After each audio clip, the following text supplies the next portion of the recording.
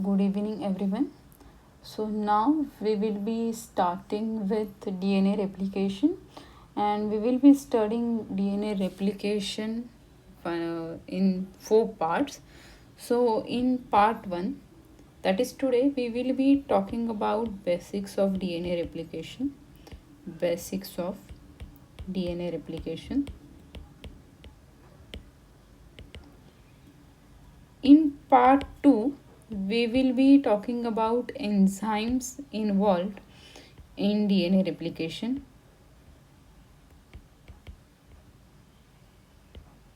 both in case of prokaryote and eukaryote.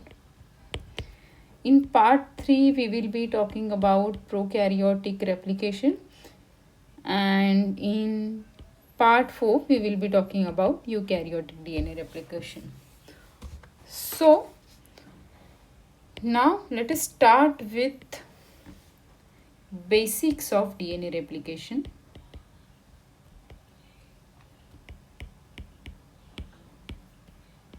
Basics of DNA replication.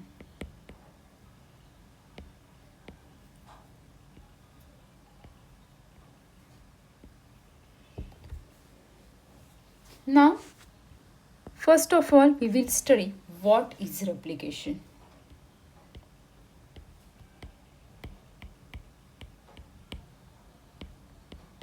What is replication?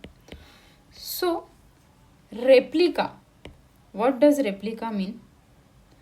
Replica means copy.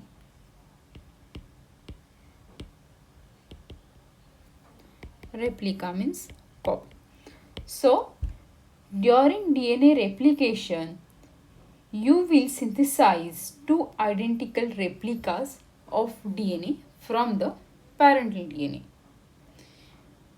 What you will do? You will synthesize two identical replicas, or you can say two identical copies of DNA from the parental DNA. So, we will write the definition of DNA replication as DNA replication. You can write it down with me. Is the biological process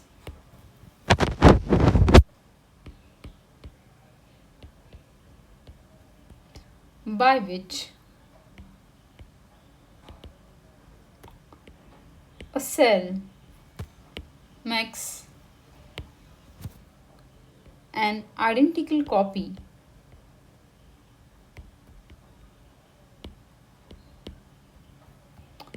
of its DNA.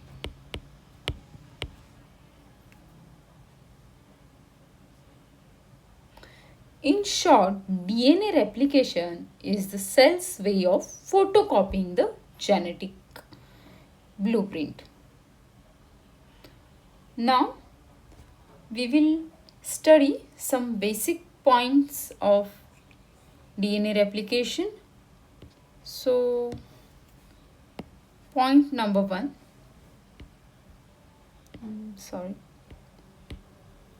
Is DNA replication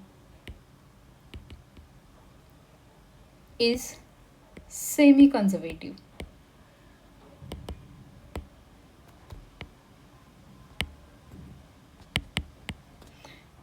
Or you can say the mode of DNA replication is semi-conservative mode of replication.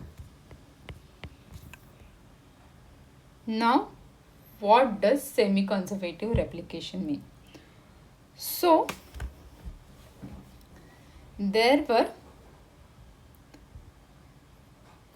three modes of replication as per the scientists. Or the scientists had given three theoretical models, and they are as follows.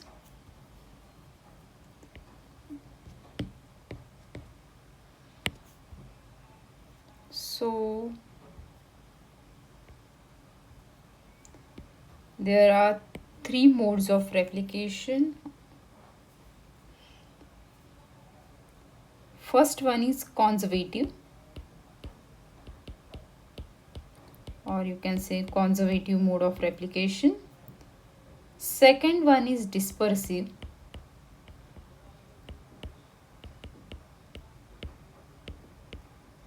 And third one is semi-conservative.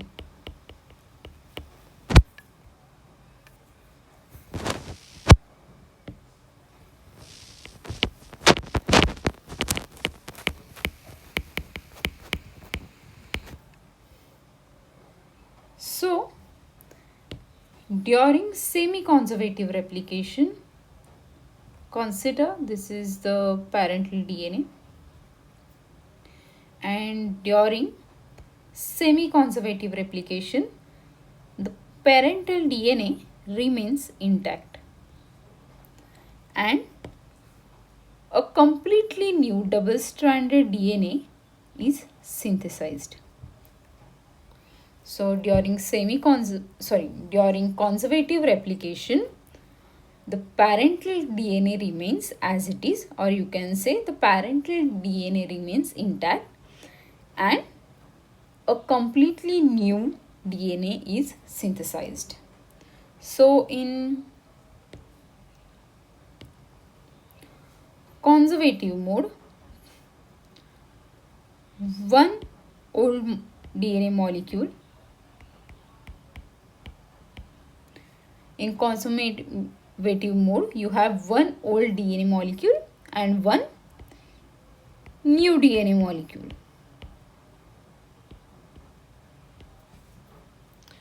But this mode was not supported by experimental evidences. Now next one is dispersive mode. So during dispersive mode, this parental DNA breaks into fragments. It will break into fragments like this. Your parental DNA will break into fragments and the new DNA is synthesized in patches. This new DNA, it will mix with the old fragment, or it will fill the patches which are created due to fragmentation.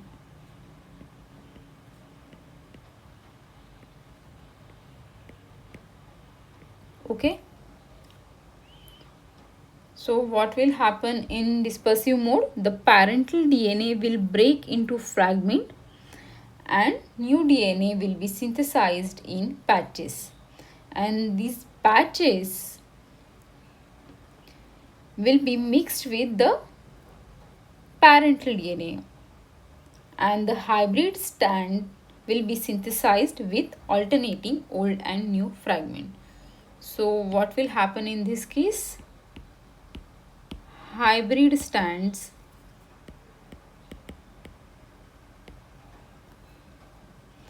with alternating new and old segments will be synthesized.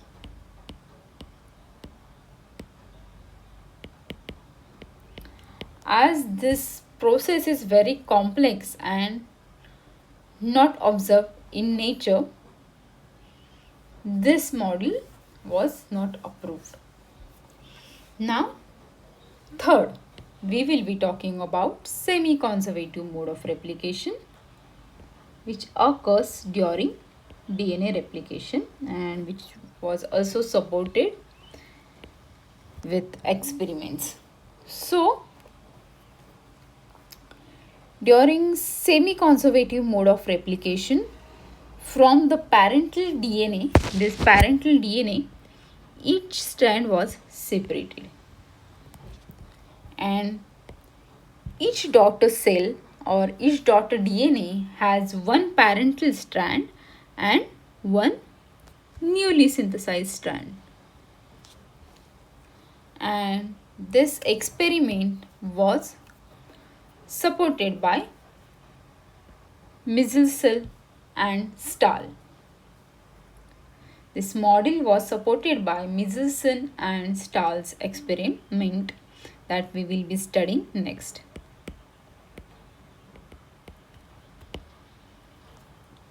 Supported by Michelson and Stahl experiment. This and it is actual mode of replication.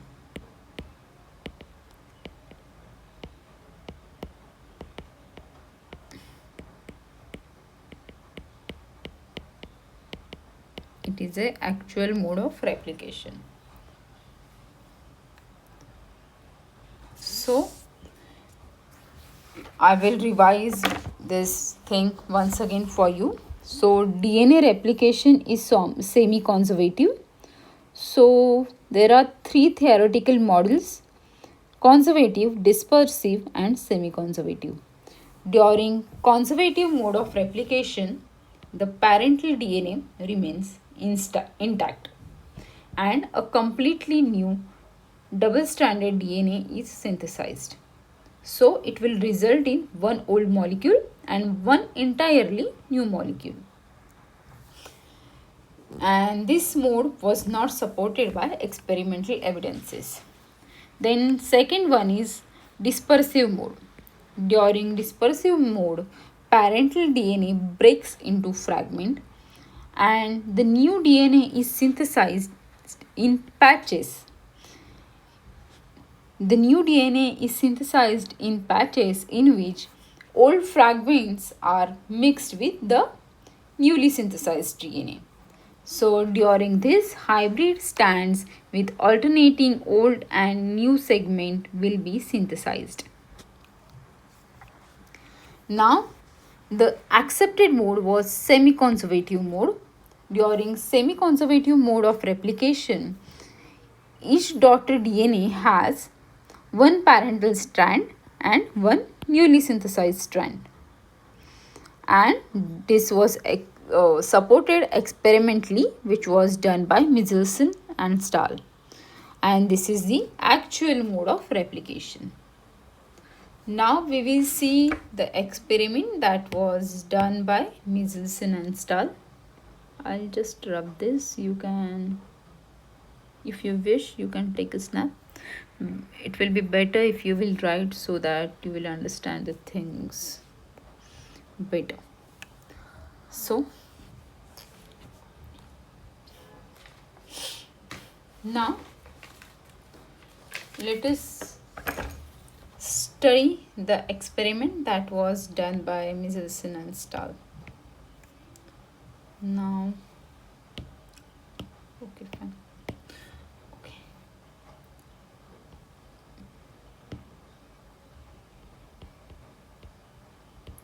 Michelson and Stahl's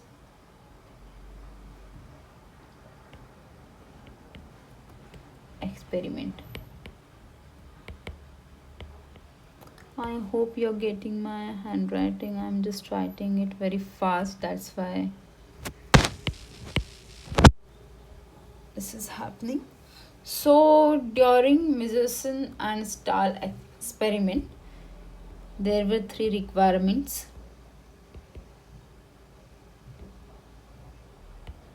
So requirements are E. coli cells. Second one is N15 and N14 isotopes of nitrogen. And third one is cesium chloride density gradient ultracentrifugation.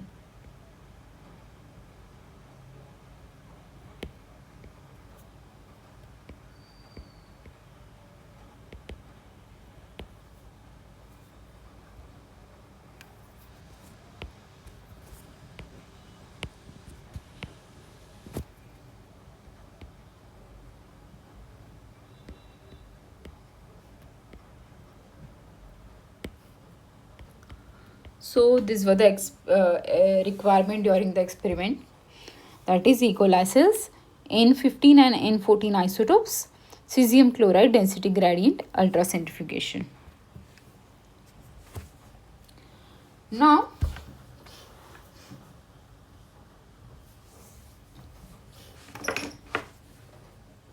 what they did, they took a E. coli cell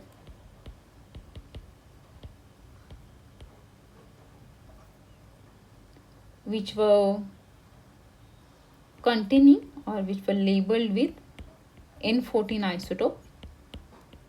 So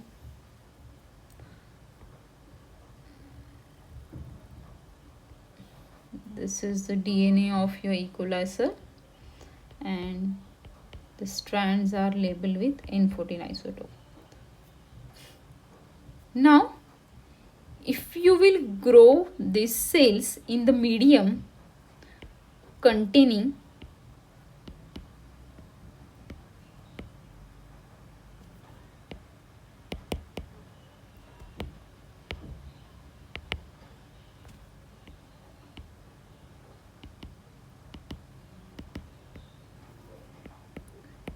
N15, so what they observed was one of the strand had N14 and other strand had N15.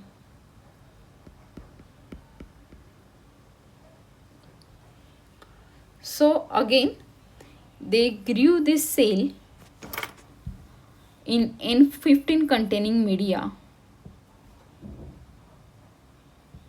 for several generations.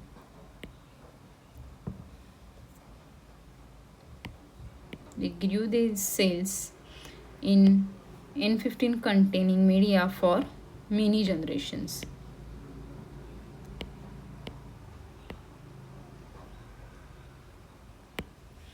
So after many generations, what you will observe is that maximum number of cells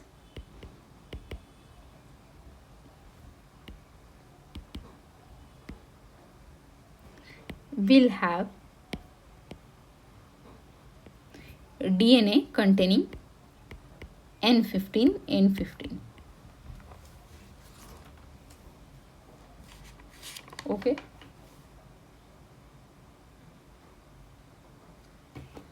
Now what you will do, you will take one cell among these many cells which contained N15, N15 media. Now you have E. coli cell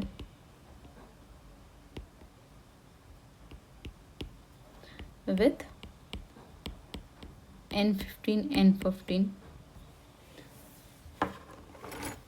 and then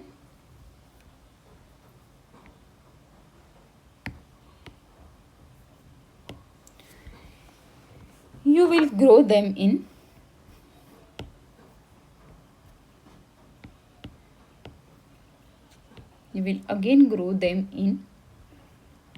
N14 containing medium.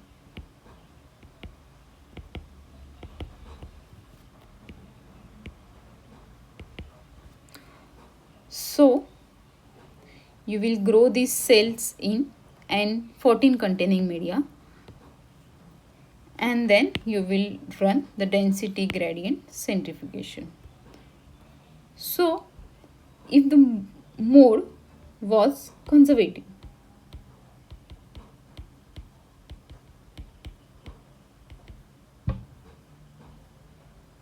we will see what will happen if the mode is conservative, dispersive and semi-conservative. Okay.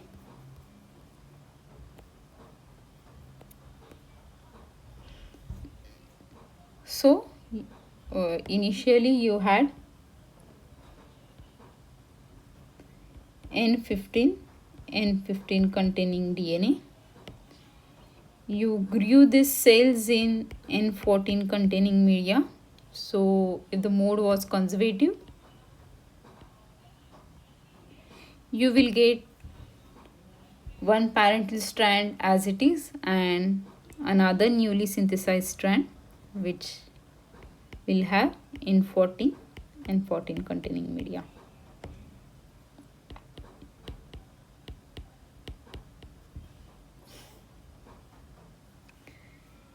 If you will grow these cells again in N14 containing media, now this is first generation. Now the second generation you will again grow them in N14 containing media. So this strand will, now we will talk about this particular strand. It will maintain its original identity as it is, or this parental DNA will remain intact, and it will synthesize new strand containing N14. Now we will talk about this. This also will remain intact and it will synthesize new DNA. Now when you will run density gradient centrifugation,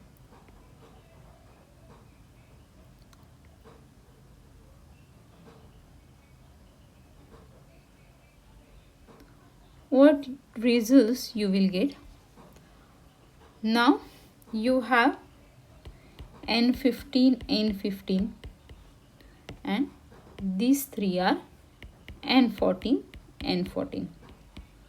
So you will get one band for N15, N15 over here and one band for N14, N14 over here.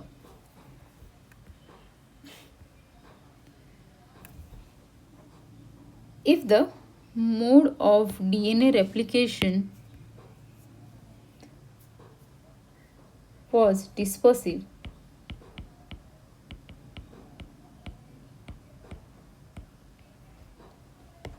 and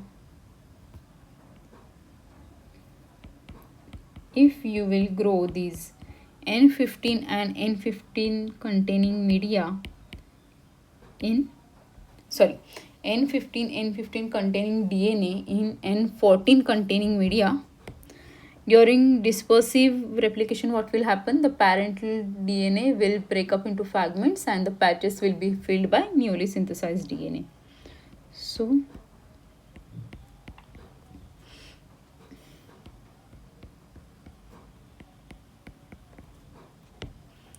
these patches will be filled by newly synthesized DNA. Okay, again you are growing them in N14 containing media.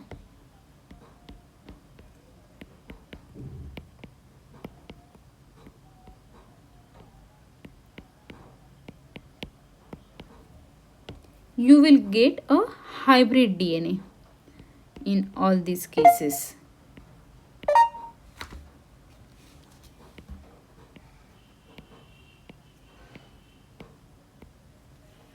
So if you will run density gradient centrifugation, you will get a band in the middle. So a band will be N15 and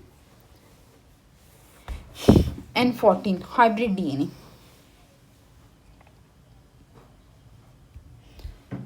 Now what results the Michelson and Stahl got? So during semi-conservative mode of replication,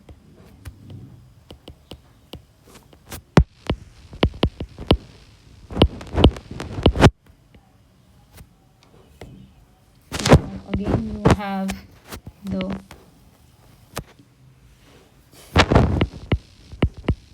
DNA containing N15 and N15. You are growing them in N14 containing media. The parental strand will be separated and each DNA molecule will get one copy from the parental DNA.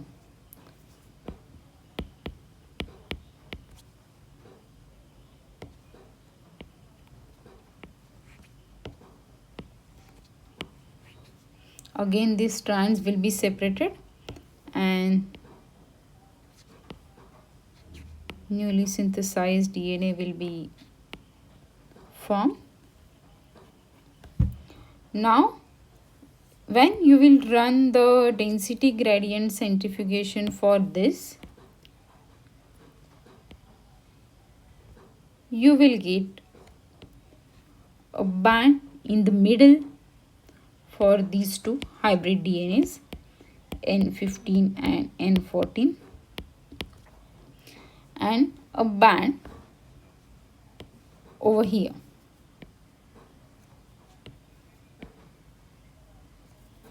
For N14 and 14.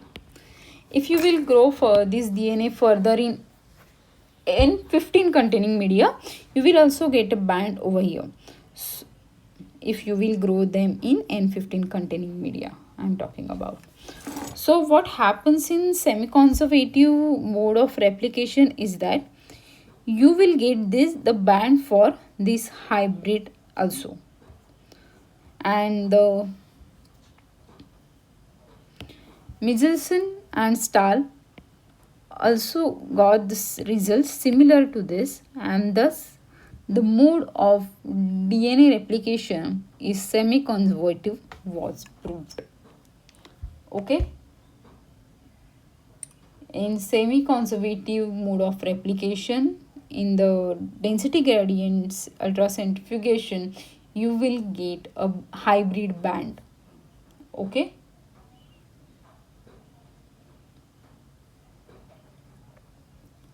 Thus, it was confirmed that DNA replication is semi-conservative.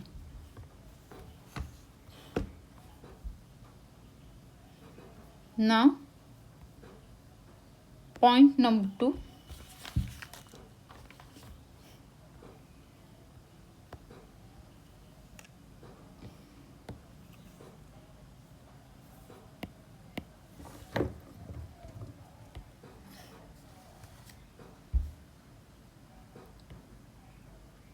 It is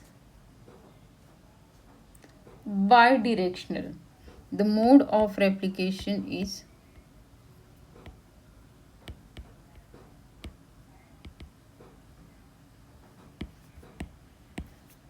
bidirectional.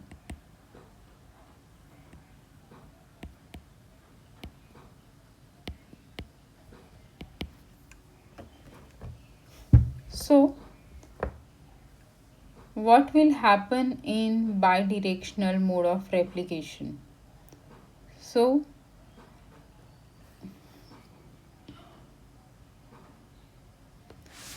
as you all know that replication begins at a specific origin. So, if there is a DNA molecule, and if at this place there is origin of replication,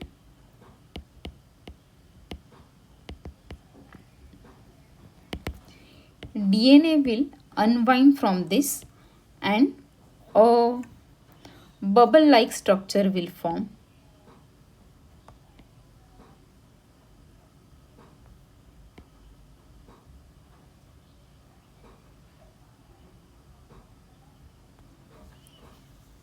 And the DNA replication will occur in both these reactions. So from this origin, the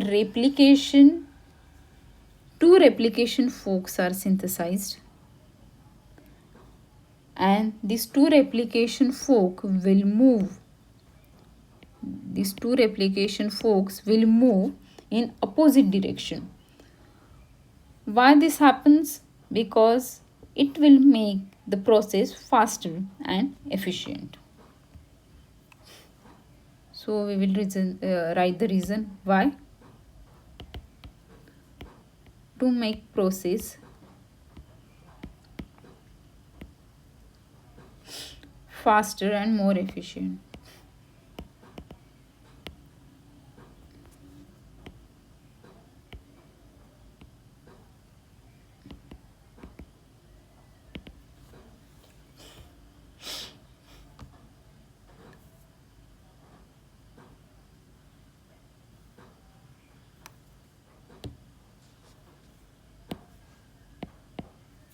So now we have studied point number 2. In now point number 3, DNA replication is semi-discontinuous.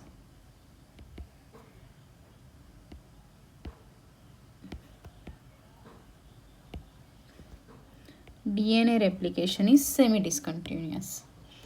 Now we will see why we are saying this. So consider this is your DNA.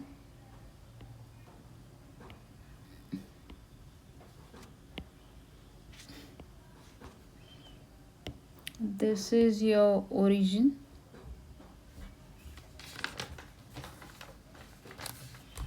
This is 3' end. This is your 5' end. This is your 5' end. And this is your 3' end. Now, as you all know that DNA replication occurs in 5' to 3' direction. So for 5' to 3' direction, the template strand must be in 3' to 5' direction. The template strand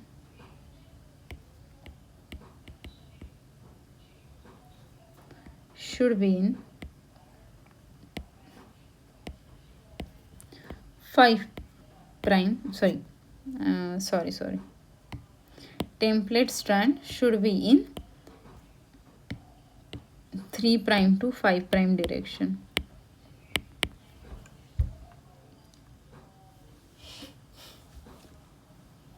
Now, as you all know that the replication fork will move ahead in this direction, and if the template strand has to be in 3' to 5' direction, consider this as origin. Now this is your 5' end, and this is your 3' end, and this is your 5' end.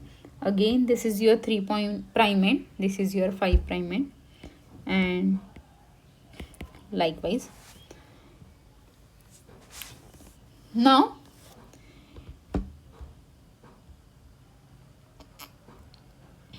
in this case,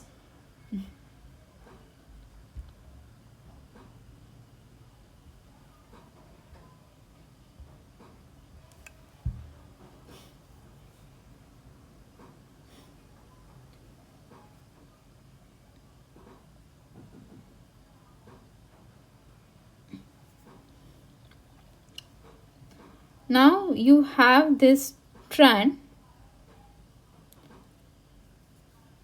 which is from 3' end to 5' end. So, and as replication fork is moving in this direction,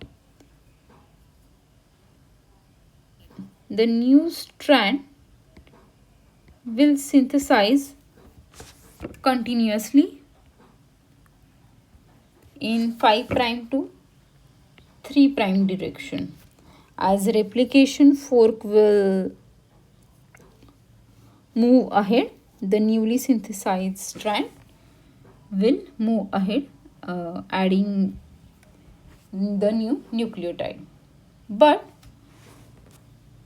during the case of this strand,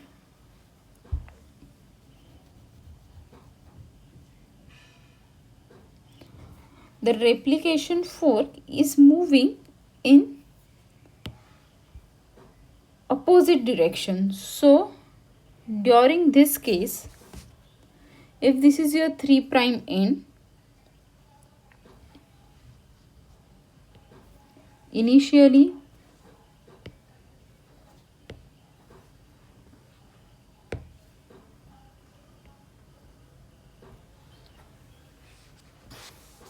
this part will be synthesized.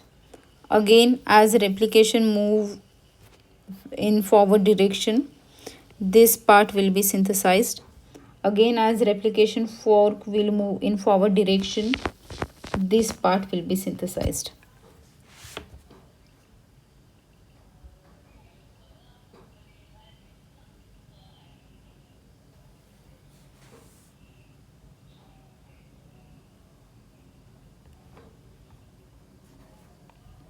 Okay, again in case of this, you have a strand which is moving in the direction of replication fork.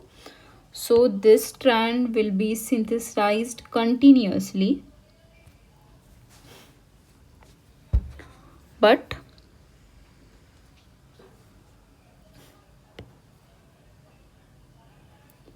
this strand will be synthesized in patches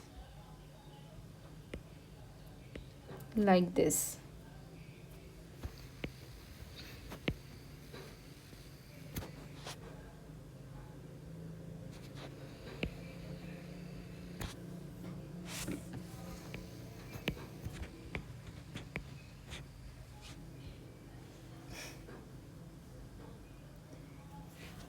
The strands will be synthesized in patches as the replication fork will move ahead.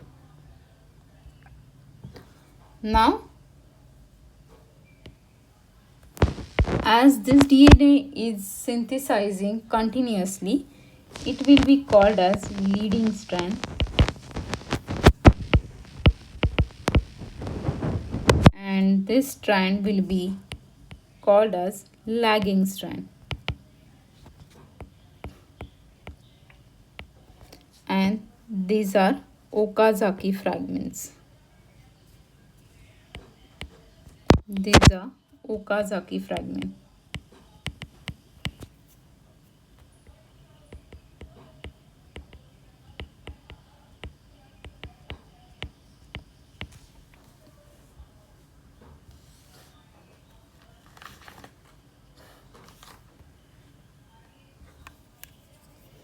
Just have a look at this diagram, then we will move ahead.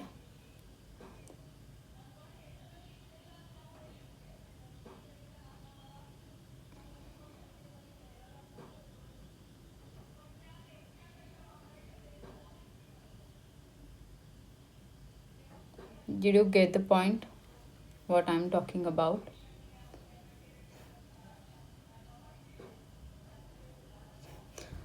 So to define or to sum up, semi-discontinuous replication refers to the way DNA is copied on the two strands of your double helix. As DNA polymerase can synthesize only in 5' to 3' direction, replication proceeds differently on each strand. So, leading strand is synthesized continuously in the same direction as the replication fork moves, but lagging strand is synthesized discontinuously in short fragments, which are called as Okazaki fragment, opposite to the fork movement. Okay.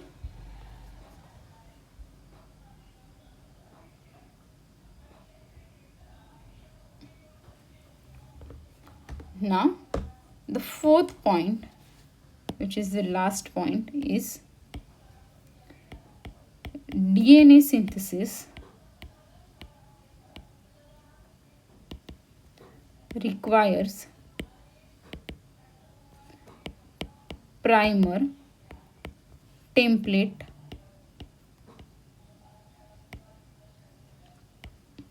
junction. Now, if this is your DNA, then this parental DNA must be attached with this primer. Why?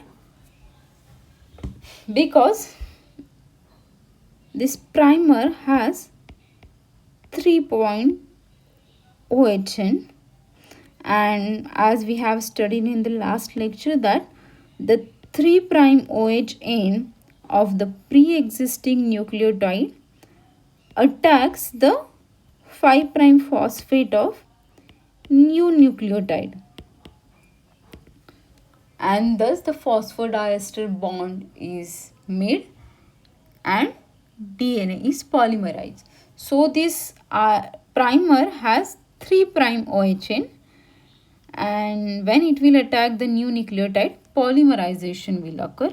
Thus, DNA synthesis requires template primer junction.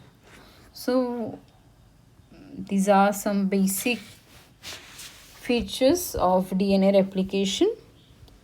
So again we will see one by one. DNA replication is semi-conservative. Then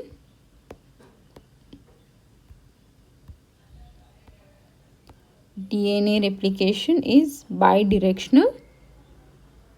It is semi-discontinuous and it requires template and primer junction. That's it for today. We will see you in the next lecture where we will be studying about the enzymes which are involved in DNA replication. Thank you so much. Have a nice day.